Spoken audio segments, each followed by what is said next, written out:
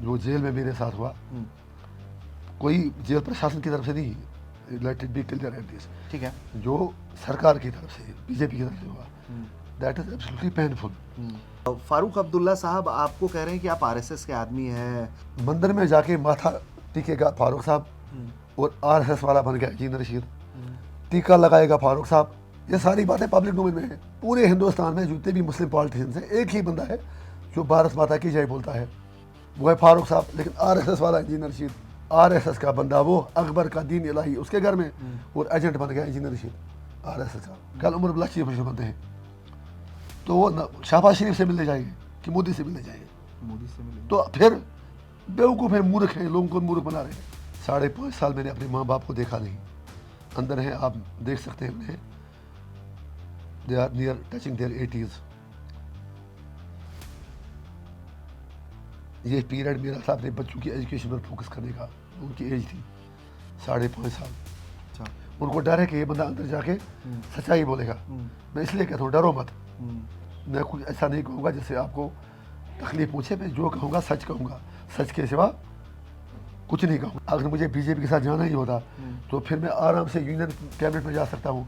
BJP तो फखर से कहेगी एक इंडिपेंडेंट एमएलए, क्या बोलते हैं, एमपी जे का हमारे साथ है। कश्मीरियों को पूरी तरह से ख़त्म करना, कश्मीरी को गालियाँ निकालना, पाकिस्तान को गालियाँ निकालना, हमें उस चीज़ से हमारी लड़ाई है। तो सरकार बनाने की जहाँ तक बात है, हमने उस पर सोचा ही नहीं है।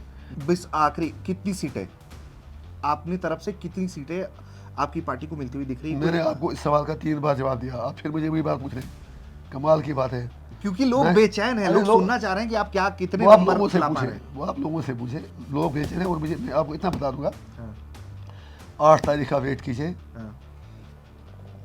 सब पता चलेगा, और कुछ सरप्राइजिंग, कुछ इंटरेस्टिंग होगा। नमस्ते। जम्मू कश्मीर में चुनाव हो रहे हैं और कश्मीर चुनाव की जब बात हो रही है तो सिर्फ एक चेहरे पर सबका ध्यान है, और उस जो चेहरे की बात हो रही है वो चेहरा हमारे साथ है। इंजीनियर रशीद सर हमारे साथ हैं, और पूरे मुल्क में, कश्मीर में जिस एक हीरो की बात हो रही है इस चुनाव में कि कुछ कमाल हो सकता है, वो चेहरा हमारे साथ है। तो उन्हीं से जानने की कोशिश करेंगे। इंजीनियर साहब, अब जेल से आए, सीधे कैंपेन में लग गए आप। मैं देख रहा हूं कि सुबह से रात तक आप कैंपेन कर रहे हैं। आपको इस बात का एहसास है कि कश्मीर अब आपसे कुछ उम्मीदें लगाए बैठा है? वही तो वजह है कि हम रात दिन लोगों के पास जा रहे हैं, ताकि जो उनकी उम्मीदें हैं हम उन पर पूरा उतरें। और ये मेरा कन्विक्शन है, मेरा कमिटमेंट है कि लोगों को हम अपना बेस्ट, जो हमारी मतलब कैपेसिटी है, उस हिसाब से काम करें। अच्छा, ये हमें बताएं कि हम सीधे बात करेंगे नंबर्स की। अगर तो आपने अच्छे खासे अपने कैंडिडेट्स उतारे हैं, समर्थन दिया है, हर जगह जा रहे हैं, जमात के साथ भी आपका टाई अप है। क्या एक्सपेक्ट कर रहे हैं इस बार के चुनाव से? देखिए जनाब, मैं तो कोई नजूमी हूँ नहीं। जेल में था 5.5 साल, टोटल सोसाइटी से कट ऑफ था। अपनी फैमिली को 5.5 साल बाद देखा। हैविंग सेड दैट, इसीलिए मैं पूरा कोशिश कर रहा हूँ हर जगह पूछने की। जो क्राउड्स आपने देखे, वो किराए के लोग नहीं थे, हर जगह इंडिजिनसली आए। कल आपने सोपोर में देखा होगा कि 35 ईयर्स के बाद पहले सोपोर के चौक में किसी बंदे ने खड़े होकर स्पीच की और सारा सोपोर निकल आया। तो I am sure result will be very good. अच्छा, अब मैं आगे बढ़ूंगा। आपको मालूम है आपको लेकर किस तरह के एलिगेशंस लगाए जा रहे हैं एनसी की तरफ से, पीडीपी की तरफ से, और आप कह रहे हैं कि ठीक है, उनको बोलने तो जो बोलना है, मैं अपना काम में लगा हुआ हूं। वैसे तो मैं किसी के साथ कंपैरिजन करना किसी का पसंद नहीं करता हूं, लेकिन जिस तरह की नई राजनीति आप लेकर आए हैं घाटी के अंदर, तो ऐसा लग रहा है कि ये कहीं ना कहीं आम आदमी पार्टी मॉडल है या अरविंद केजरीवाल मॉडल है। वो जेल में भी आपसे कभी उनकी बातचीत, कभी कोई रही हो बातचीत? पहले सर मैं कहूँ कि घाटी की बात नहीं है। अगर मेरे पास टाइम होता तो I can challenge BJP, Congress and other parties. वो मुझे जम्मू में काम करने दें, हम जम्मू में cutting across ethnic religious lines सारे लोगों को अपनी तरफ कर लेंगे। जो आपने केजरीवाल जी की बात की, आम आदमी पार्टी मॉडल की आपने बात की, इंटरेस्टिंग चीज़ ये, मैं केजरीवाल जी से 4-5 साल पहले राजनीति में आया, और उसकी नज़र कहीं पड़ी कि जे में एक एमएलए है जो ऐसे काम करता है। अगर मैं आपसे ये कहूँ कि केजरीवाल जी हमारा मॉडल फॉलो कर रहे हैं तो गलत नहीं होगा। अच्छा। क्योंकि उसने मुझे बुला के लिया, मेरे से मशवरा करके फिर उन्होंने पार्टी बनाई। ये मेरा स्पोक्समैन इनाम साहब जो था, ये भी मेरे साथ था। तो उसने 3-4 घंटे मेरे से डिस्कशन करके अपनी पार्टी बनाई। सो एनीवे, हमारा थोड़ा इशू डिफरेंट है, क्योंकि वहाँ की पॉलिटिक्स करना आसान है। वहाँ सिर्फ मेन इशूज गवर्नेंस है। यहाँ तो एक कॉन्फ्लिक्ट जोन है, इसके अपने मतलब माइनस प्लस पॉइंट्स हैं। एनीवे हम लोगों के लिए कर रहे हैं, सब कुछ सामने है। तो इंजीनियर राशिद, जिस बेबाकी से बात करते आए हैं, लगातार निकलने के बाद से आपने निकला और आपने कहा कि भाई मेरी लड़ाई पूरी कश्मीर की आज़ादी की लड़ाई है, कश्मीर की आवाज़ की हम नहीं, अब उठाएंगे। पहले सवाल वापस है, मैंने कभी नहीं कहा आज़ादी की लड़ाई। नहीं नहीं, मैं कह रहा हूँ कि कश्मीर इशू की कश्मीर के लड़ाई। आवाम के लिए जो आप आज़ादी की इशू बात की करें कि लड़ाई। उनके जो इश्यूज हैं उसको आप सही करना चाहते हैं, उसको एड्रेस करना चाहते हैं। तो इसका पहला सॉल्यूशन आप देखते हैं कि पहले तो आपके लोग चुन लिए जाएं, उसके बाद आप 370 को वापस लाने के लिए, 35 को वापस लाने की लड़ाई लड़ेंगे। सही बात है। ठीक है। तो अब आपने एक और बात कही मोदी को लेकर कि डरो मत, डराओ मत। सही बात तो ये मुझे आप ये बताएं कि क्या जेल में आपको डराने की कोशिश हुई, जो जैसा आप बता रहे थे? क्या क्या किया गया जेल में आपके नहीं, साथ? वो चीज़ें मैं इस वक्त नहीं कहूँगा, बिकॉज फिलहाल मेरा घर तो जेल ही है, यहाँ मैं मेहमान हूँ। Let me be realistic. वो चीज़ें मैं बता दूंगा प्रॉपर टाइम पर, ये टाइम नहीं है। ठीक है। लेकिन इतना आपको बता देता हूँ कि जो जेल में मेरे साथ हुआ, कोई जेल प्रशासन की तरफ से नहीं, let it be clear at this, ठीक है। जो सरकार की तरफ से, बीजेपी की तरफ से हुआ, दैट इज एब्सोल्युटली पेनफुल। तो डरो मत, डरा मत मैं क्यों कह रहा हूँ? अब एमपी का इलेक्शन भी मैं जीत गया, पार्लियामेंट का एक सेशन भी वॉश आउट हो गया बचत जितना। एक तरफ मोदी जी पूरे कश्मीरियों को मुबारकबाद दे रहे हैं, आपने इतना हाई परसेंटेज किया, उसको दुनिया में सेल कर रहे हैं एज विक्ट्री ऑफ डेमोक्रेसी। लेकिन जो इस विक्ट्री का हीरो था, जिसने इलेक्शन जीता, जिसने सीएम एक्स सीएम को हराया, बाकी को हराया, उसको उन्होंने रोडे अटकाए और मैं अभी तक पार्लियामेंट अटेंड ही नहीं कर सका। इसीलिए मैं वो इसलिए कर रहे हैं क्योंकि वो डर रहे हैं। अच्छा। उनको डर है कि ये बंदा अंदर जाके सच्चाई बोलेगा। मैं इसलिए कहता हूँ डरो मत। मैं कुछ ऐसा नहीं कहूँगा जिससे आपको तकलीफ पहुँचे, मैं जो कहूँगा सच कहूँगा, सच के सिवा कुछ नहीं कहूँगा। आप उनको लग रहा है? कुछ नहीं कहूँगा, वो डराओ मत। हाँ। आप डराओगे मैं तो भी नहीं डरूंगा। हाँ। आपने 15 दिन बेल दी, मैं जाऊँगा आराम से, मुझे कोई प्रॉब्लम नहीं है। इसलिए मैं कहूँ डरो मत, डराओ मत। लॉजिक पर बात करेंगे, हम छोटे लोग हैं, आपको हमारी बात सुननी पड़ेगी। तो सर अब हम बात करते हैं थोड़ा फारूक अब्दुल्ला साहब की। तो फारूक अब्दुल्ला साहब आपको कह रहे हैं कि आप आरएसएस के आदमी हैं, आरएसएस को लेकर क्या नज़रिया है आपका? और जो मुसलमानों के साथ हो रहा है, जो आरोप लग रहे हैं केंद्र की सरकार पर, उसको लेकर क्या नज़रिया है आपका? सर देखिए, फारूक साहब तो बुज़ुर्ग हैं हमारे, मेरे पिताजी की एज से 10-15 साल अलावा हैं। उनसे यही कहूँगा, फारूक साहब मेहरबानी करके आप राजनीति को इतना नीचे मत कीजिए। इंजीनियर रशीद आरएसएस के साथ है, ये बात कहते हैं ना, वो कुछ हजम नहीं हुई। सिर्फ रिकॉर्ड ठीक करने के लिए इतना उन्हें याद दिला दूंगा कि ये दुनिया जानती है फारूक साहब क्या हैं, किस किस्म के आदमी हैं। कोई चीज़ पॉलिटिकल लीडर की पर्सनल नहीं होती है।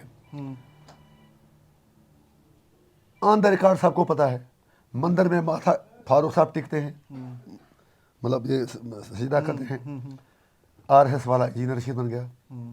I have respect for every religion. मेरा कुरान मुझे कहता है ला इकरा फी दीन, कोई भी किसी धर्म का हो, अपने धर्म पर है, उनकी रेस्पेक्ट करो। I have respect for Hindu religion, Christian religion, like my own religion. लेकिन जब फारूक साहब ये कहते हैं इंजीनियर रशीद आरएसएस का बंदा है, हंसी भी आती है, तकलीफ भी होती है। मंदिर में जाके माथा टिकेगा फारूक साहब और आरएसएस वाला बन गया इंजीनियर रशीद।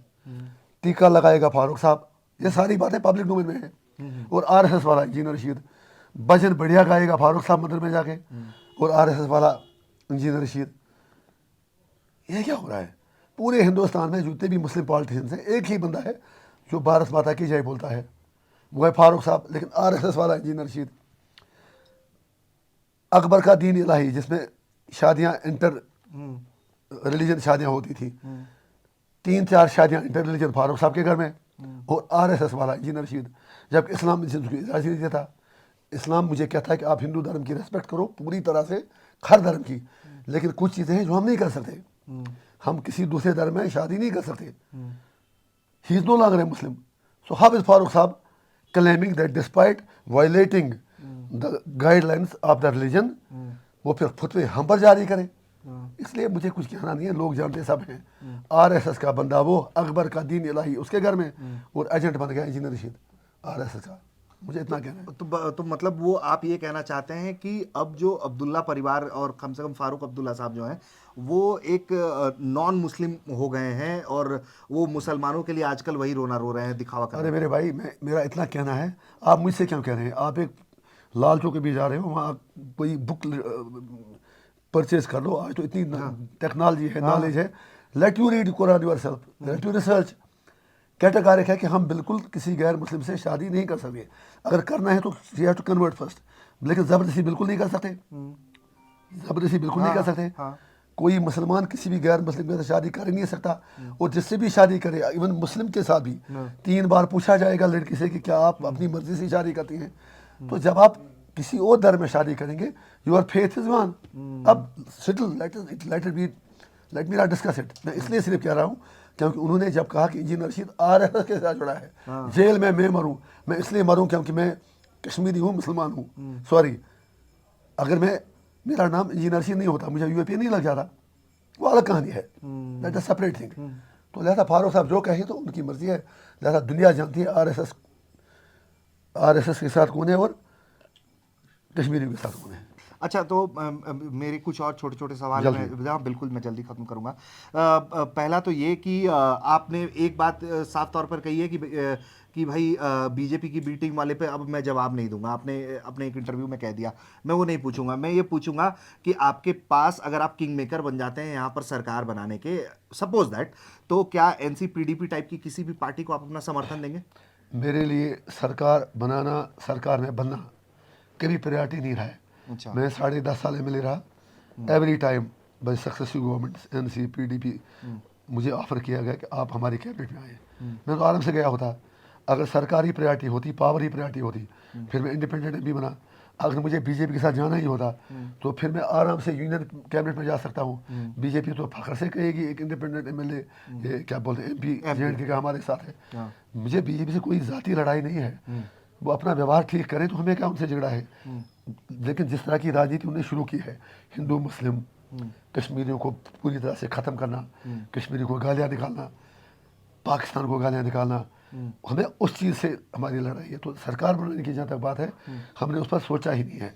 8 तारीख के बाद उस पर सोचेंगे। हमारे पास, हमारे हाथ में क्या होता है। मेरी प्रायोरिटी है कि जितने भी मुझे MLA आते हैं या मैं MP हूँ, इस पावर को मैं इस्तेमाल करूँ। मेन इशू मेरे लिए है कि कश्मीर का मुद्दा किसी तरह से हल हो जाए और परमानेंट शांति लौट आए। तो मैं अभी उस चीज़ पर सोच रहा हूँ, मेरे साथ कितने MLA आ सकते हैं, ताकि कल हम जम्मू कश्मीर के मुद्दे की लड़ाई श्रीनगर से निकाल के दिल्ली की सड़कों पर लड़ें। अच्छा, तो आप तो बिल्कुल, और उस दिशा में ग्राउंड पर आपको एहसास है इस बात का कि जितने लोग टर्नआउट हो रहे हैं आपके लिए, जो लोग सड़कों पर आ रहे हैं आपके लिए, इस तरह से घाटी में कभी किसी के लिए देखा नहीं गया। अगर हम पारंपरिक पार्टियों की बात करें, वो काम, हाँ, वो काम मेरा नहीं है, वो काम आप लोगों का एनालिसिस करना। मैं तो सेल्फिश हूँ, मैं तो कह सकता हूँ सारे लोग मेरे साथ हैं, बट बेहतर यह है कि वो चीज़ें आप एनालिसिस करके लोगों को बता दें। नहीं, कम से कम इतना आपको भी पता है कि सारा कश्मीर हमारे साथ नजरों में खड़ा है। लेकिन कुछ चीज़ें हमसे टाइम बहुत कम मिला, मतलब नेग्लिजिबल टाइम मिला। 15 दिन की कैंपेन में 30-35 सीटों पर बंदा क्या कर सकता है। उसमें भी एडमिनिस्ट्रेशन से इशूज, बाकी इशूज, आप मेरी सेहत का देख सकते हैं। मैं एक घंटा सोच सकता हूँ। I am giving my best. मैं फिर आपको ये कहूँगा कि मुझे पूरी उम्मीद है कि बहुत अच्छे रिजल्ट मिलेंगे। अच्छा, मैं 2 और सवाल है मेरे पास। महबूबा मुफ्ती, उमर अब्दुल्ला, किसी ने आपको इस दरमियान कोई फ़ोन कॉल, कोई बातचीत करने की कोशिश की, कोई संपर्क करने की कोशिश की आपसे? नहीं, उमर साहब ने सिर्फ वो अपनी स्पीचों के जरिए इंडायरेक्टली किसी इंटरव्यू में ये कहा कि, अभी कहा था कि इंजीनियर साहब ये कसम रखें, कुरान पे हाथ रखें लाल चौक में आकर कि वो बीजेपी के साथ नहीं जाएंगे, तो हम इकट्ठे चलेंगे और जो वो कहेंगे मैं मानूंगा। मैंने कहा उस जर्नलिस्ट साहब से कि आप अभी जाए, उनसे कहें आप, मैं सारे प्रोग्राम छूट के लाल चौक, क्या वो जहाँ भी कहेंगे मैं आने को तैयार हूँ। लेकिन उनका जवाब अभी तक मिला नहीं।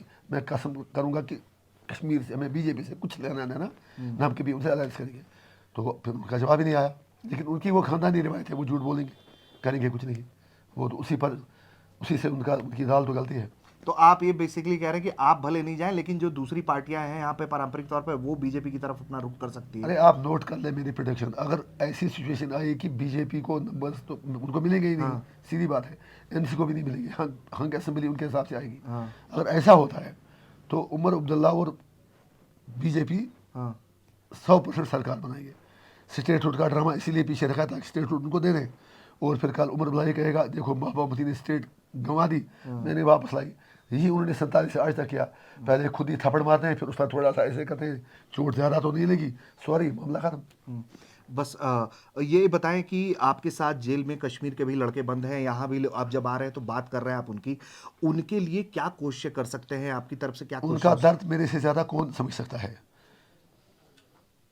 सर, सरकार तक मैंने पहले ही लगभग जितने भी लोग बंद हैं मैंने प्रॉपरली बात उन तक पहुंचा दी कि इन लोगों को छोड़ा जाना चाहिए। अभी तो मैं फिलहाल ये इलेक्शन कैंपेन के मूड में है, मॉरल कोड ऑफ कंडक्ट है। अगर मेरी अपनी बेल हो गई जो 5 तारीख को लगी है, जो मुझे उम्मीद है इंसाफ मिलेगा, तो उसके बाद मैं एक ऑर्गेनाइजर मूवमेंट मतलब उसके लिए शुरू करूँगा। अच्छा। हर जगह का दरवाज़ा खटखटाऊँगा। 90% लोग बेगुनाह बंद हैं, सही में कह रहा हूँ आपसे, जो मैंने रिसर्च कर ली, और मुझे पूरी उम्मीद है कि वो सब छूट जाएंगे। जुडिशल प्रोसेस में, पॉलिटिकल प्रोसेस में, पॉलिटिकल मूवमेंट हम शुरू करेंगे। जो भी मुझे करना पड़ेगा मैं करूँगा, क्योंकि एक इनमेट से ज़्यादा दर्द मेरे से ज़्यादा कोई नहीं समझ सकता है। तो इसके लिए प्रधानमंत्री, गृह मंत्री से भी मिलना पड़े तो आप मिलेंगे? ये कमाल है। मुझे बताइए एक चीज़, हैरान मैं इस सवाल पर हूँ। 5.5 साल त्योहार में मैं रहा, एमसी पीडीपी साथी मेरे भी कह रहे थे कि ये कह रहे थे, इसलिए कि कहा कि मतलब कल जब आगे ये चीज़ होगा तो हम सरकार से बात कर सकते हैं। मुझे बता एक चीज़, मोदी जी ने ही बुलाया, Omar Abdullah, Mehbooba Mufti, all party meeting बुलाई दिल्ली में। ये लोग तो नंगे पाँव चले गए। अल्ताफ बुखारी, सज्जाद लोग जिनको बीजेपी बी टीम में थे, एक ही कमरे में बैठे मोदी के साथ। 2022 की बात कर रहा हूँ, जब मोदी ने कहा था दिल से दूरी, दिल्ली से दूरी खत्म करनी है। उन बातचीत के अलावा इनके पास क्या रखा है? कल अगर 5 मिनट के लिए मुझे ये बात बताएं आप, कल उमर अब्दुल्ला चीफ मिनिस्टर बनते हैं तो वो शहबाज शरीफ से मिलने जाएंगे कि मोदी से मिलने जाएंगे?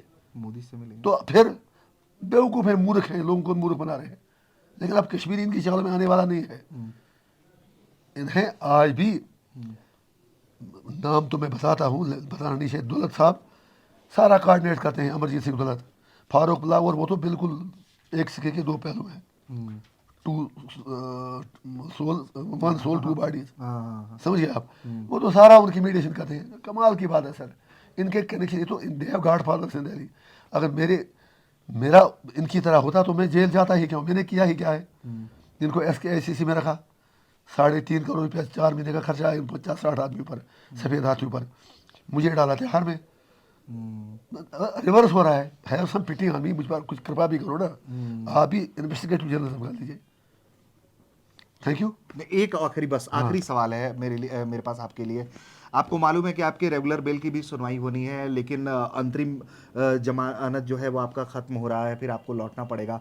उसको लेकर कोई ख्याल है अपने बच्चों को की तरफ जब आप देखते होंगे, अपने परिवार की तरफ देखते होंगे, बतौर वालिद साहब आपको भी एक वो साइकोलॉजिकल दिल पसीजता होगा आपका, क्या जहन में है उस एट द तारीख को एंड ऑफ द लेकर? डे मैं भी, I am a human being. 5.5 साल मैंने अपने माँ बाप को देखा नहीं, अंदर हैं, आप देख सकते हैं उन्हें। They are near touching their 80s। ये पीरियड मेरा था अपने बच्चों की एजुकेशन पर फोकस करने का, जो उनकी एज थी 5.5 साल, नहीं कर पाया। लेकिन since I am in public life, जब मैं कुर्बानी नहीं दूंगा तो और कौन देगा? मुझे फख्र है इस बात के लिए कि मैं अपने लोगों के लिए अगर जेल वापस भी जाना पड़े, अंदर से फीलिंग्स वो अपनी जगह हैं, लेकिन खुश भी हूँ कि इसका, इसीलिए मैं कह रहा हूँ, ये डर है मेरा कि इस बंदे को बंद रखो। कोर्ट की प्रोसेस के बारे में बात नहीं कर रहा हूँ। मोदी सरकार ने जब फारूक अब्दुल्ला, उमर अब्दुल्ला, महबूबा मुफ्ती पर PSA लगाया, पब्लिक सेफ्टी एक्ट, वो डोजियर उनका इतना हैवी था, उसको 50 साल भी जेल से बाहर नहीं आते। लेकिन छोड़ा तो उनका डोजियर सारा रिवोक कर दिया, ख़त्म कर दिया, और इल्ज़ाम वो मुझ पर लगा रहे हैं। आप आज एक काम करना, मैडम और उमर अब्दुल्ला से ये पूछना आपके PSA का क्या हुआ? जो PSA लगा था वो कैसे रिवोक हुआ? एजेंट वो उनके हैं, जेल में मैं काट रहा हूँ। तो मेरा मतलब ये है, अगर सरकार वाकई डेमोक्रेसी की इज्जत करती तो फिर यूनियन होम मिनिस्ट्री या प्राइम मिनिस्टर, पता है उनको कि इसको हमने पोलिटिकली विक्टिमाइज किया, they could drop the charge against me, but they are not doing it. I will not beg for that. So मैं अपने लोगों के लिए बंद हूँ।